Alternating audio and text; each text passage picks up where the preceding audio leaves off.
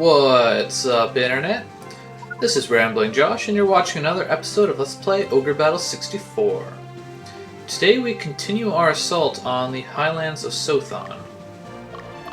Let's move Orwell over here a little bit. Just kind of try and block off that neutral stronghold a bit. I mentioned we're in the Highlands of Soathon, right? I'm pretty sure I just said that, but I kind of just spaced a little bit. Focusing on the battle, man. Let's get Seraphina kind of up in this general area.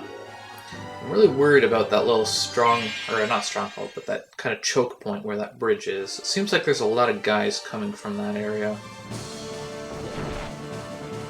Although hopefully this unit shall be out of the picture before very long.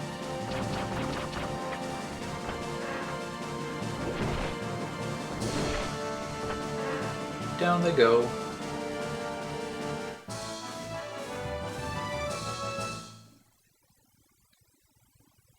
And now Fidach can return to the front line. Ooh, Rub of the Wise. That will be very nice for Orwell when I get a chance to actually equip it. Looks like we got a phalanx approaching from the south. Southeast, at least. Oh, it's actually almost a decent unit. Oh, I forgot to fix up my equipment, didn't I? That flame flail should really be on Aznabel. He's not quite as fearsome with a Francisca.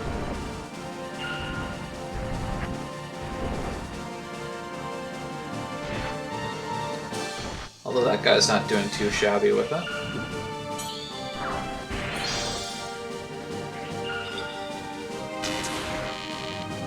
Wow, that my second wizard there is actually not doing too bad.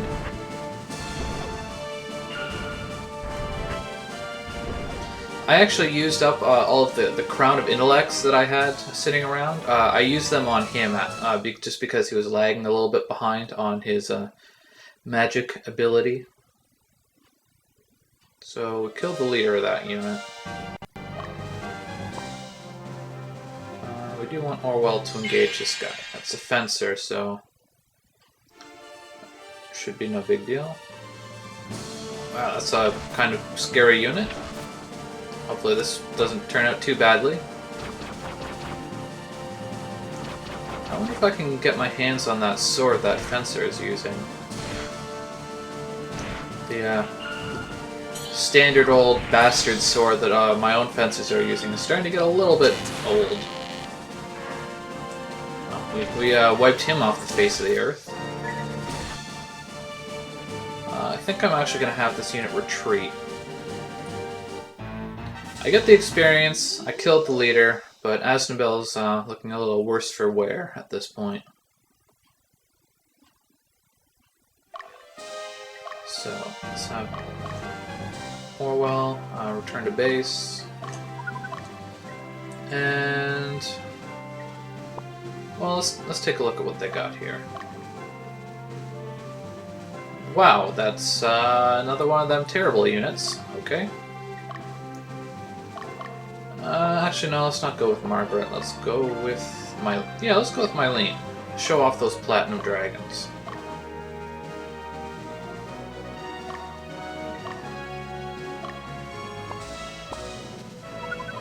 I'm mostly doing that so there's no chance that the incoming phalanx will intercept Orwell on his way back to base. This shouldn't be any problem for...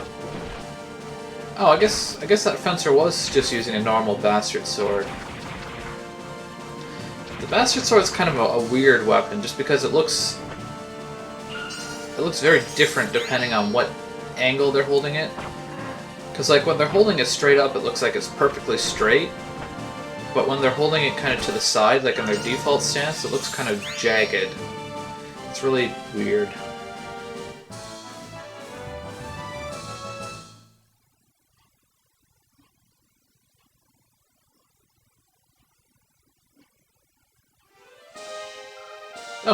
okay. I knocked him right into Feedatch. I wasn't expecting that. Well, he should not have no problem with these guys. These knights are pretty resilient. Knights are just really good all around, honestly.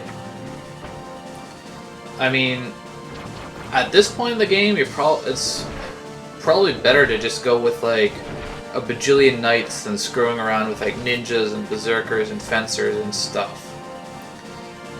Unfortunately, in the long term, that doesn't really help you out a whole lot, because by the end of the game, you definitely benefit a lot from kind of mixing it up a bit.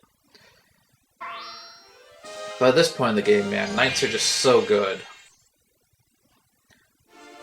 They're strong, they're resilient, they have a lot of good equipment that they can use early on. Just can't go wrong. Lost a little bit of alignment there. That's kind of disappointing, but hardly the end of the world.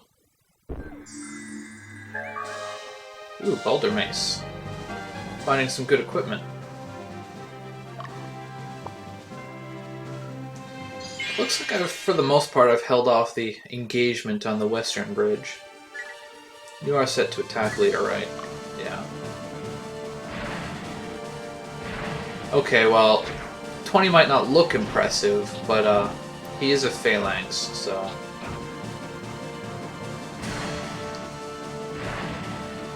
it could be a lot worse.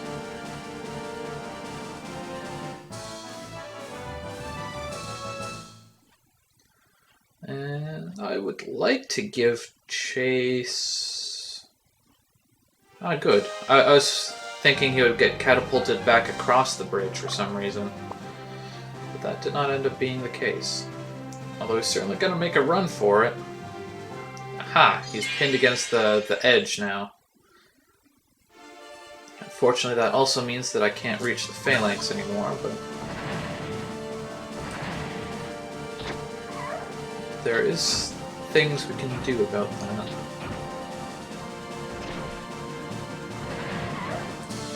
Yeah, that's much better damage.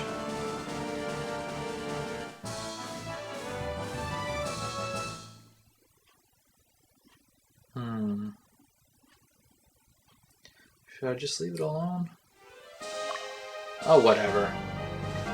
I might as well show off their abilities. So what I'm going to do is put those dragons in the back row, and then engage him again. I should have done this for the last battle, I just didn't think to. So now what that'll do is, because they're in the back row, they're actually going to use Sacred Breath, which does more damage to the phalanx anyways, because it's not a physical attack. The breath attacks are pretty decent. The only problem is these middle dragons, I guess they're called adolescent dragons or something like that. They can only use the breath attack once per battle, so that's a little restrictive. It's good for sniping targets though, if you really need to. But now that that is done, we can return them to the front row. It's kind of funny, I just promoted these guys to Adolescent Dragons, and I already can't wait for them to promote to Master Dragons. Because that's when they really start to shine. I mean, you saw how badass that Flare Brass was that I fought in the training match.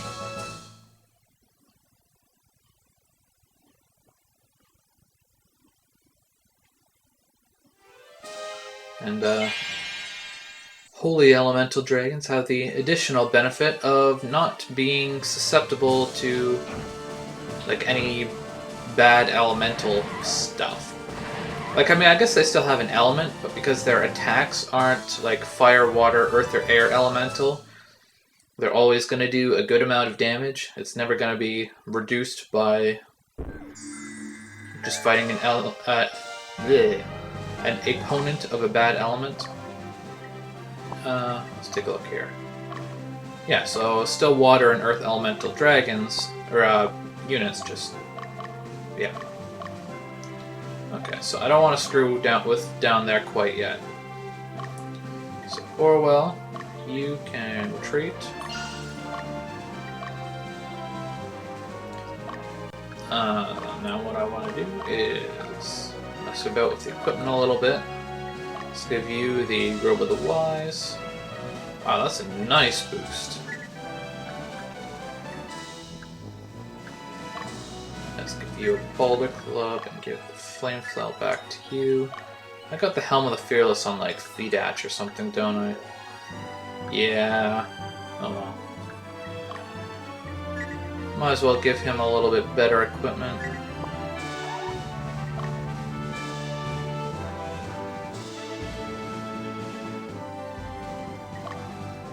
And get him back out on the field.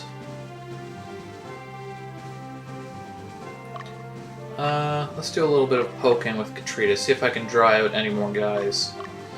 In particular, I'm looking at that flying unit who's just been sitting there on the mountainside staring at me. I get really paranoid about flying units. They're just so, like, sneaky.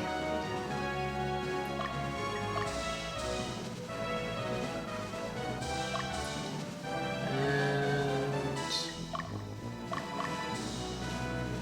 send Margaret in to take this stronghold. And I want to send at least one person. I'll send Tyler for backup.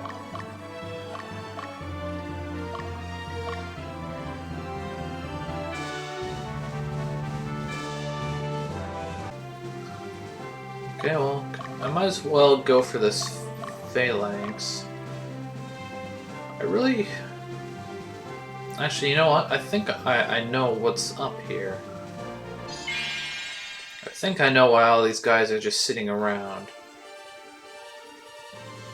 The reason for that shall become apparent before too long. But in the meantime, I'm just fine with having Katrita poke about and see what damage we can do behind enemy lines, so to speak.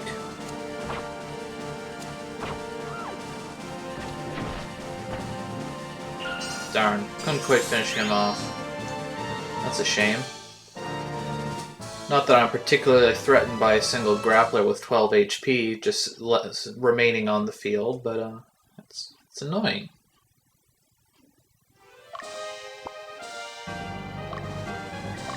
Let's see, what's neutral?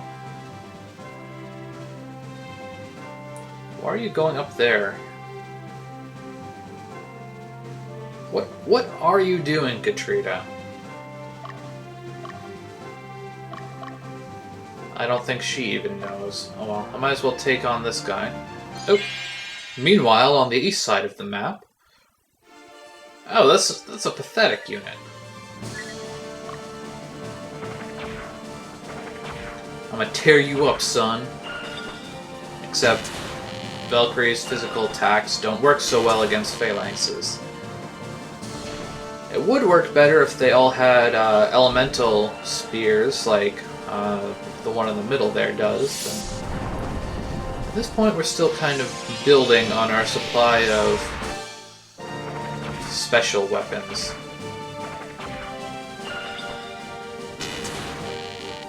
Of course, if those two in the back could actually attack the leader, that would be good, but that's just not how AI works in this game.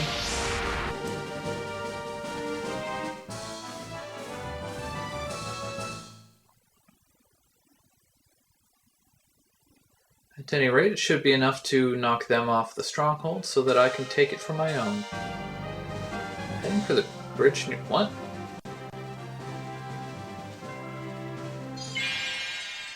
They did say they were doing some sneaky stuff with the bridge. Oh right, the leader's the Valkyrie. For some reason I was thinking it was that knight in the middle there.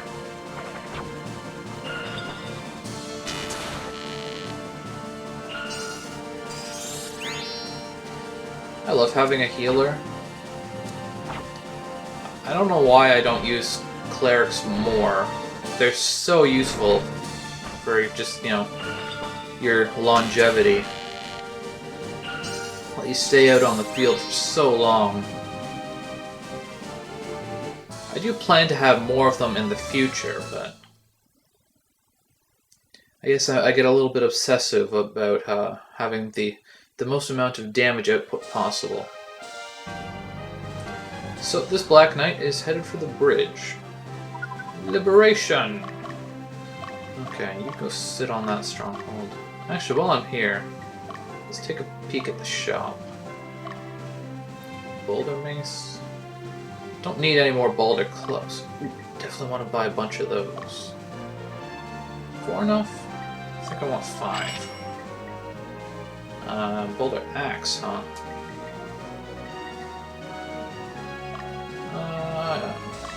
That looks like it's better than the boulder club slightly, so I should. I think berserkers can use those, can't they? Oh, whatever. Some nice boulder weapons here. I don't need any more boulder maces, though. Okay, we're good. There are some items to find here, but I'm going to worry about that more once I've kind of got the situation on this map a little bit more under control. Finish off Mr. Phalanx.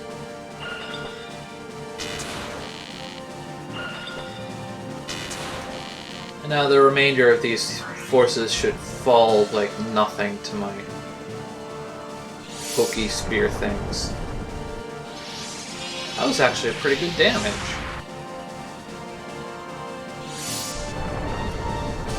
Why did you attack again already? I guess that's just the way the turn order is working out. That's just kind of weird.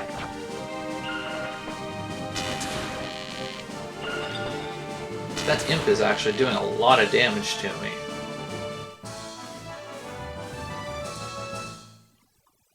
But we managed to snipe their leader.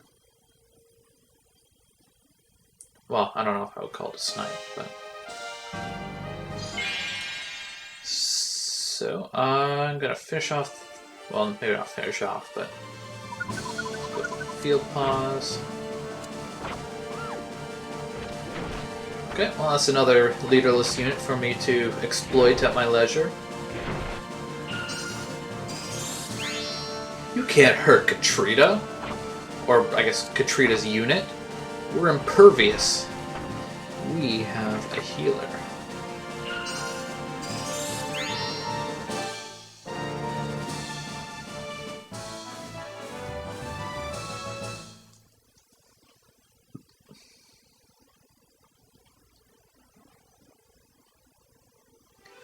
Alright, so I am going to leave it here for today on Let's Play Ogre Battle 64. Catch you later.